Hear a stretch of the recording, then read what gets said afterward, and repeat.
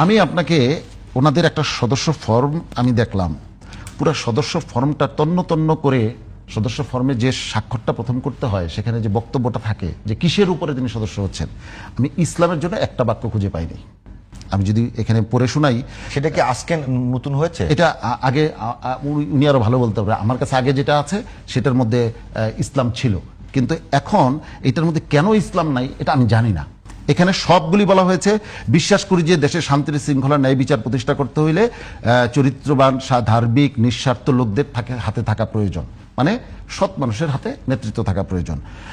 সমাজ ও রাষ্ট্রের সকল স্তরে সৎ ও যোগ্য লোকের শাসন প্রতিষ্ঠার চেষ্টা করছে বলে এই সংগঠনকে আমি আন্তরিকভাবে চাই। ভালো করে সিগনিফিকেন্ট, সৎ ও সৎ যোগ্য লোকের শাসন প্রতিষ্ঠার কাজ করছে বলে, এখানে ইসলাম প্রতিষ্ঠার কথা কোথাও নাই।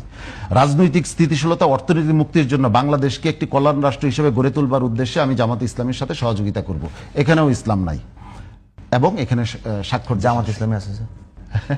ওই জামাতি ইসলামীতে ইসলামী আছে ভাই, তাহলে তো ওনাদের এখন সহযোগী নাসিরউদ্দিন পাটোয়ারি এনসিপির, তারা বলছিল যে জামাত ইসলামীর নামটা পরিবর্তন। আমার বক্তব্য না ভাই, আপনাদের নাসিরউদ্দিন পাটোয়ারির বক্তব্য। এই পরামর্শ অনেক জায়গা থেকে এসেছে। হ্যাঁ, তারপর জামাত ইসলামের নাম পরিবর্তন পরামর্শ অনেক জায়গা। তারপর ওনাদের লোগো মাঝখানে খেয়াল করেছেন, লোগো বলেছে আকিমুদ্দিন লোগোর মধ্যে ছিল, আকিমুদ্দিনকে বাদ আল্লাহু বাদ, তখন ওনারা অনেক লাঠি কয়েকটা দেখায় বললেন যে এটা আল্লাহু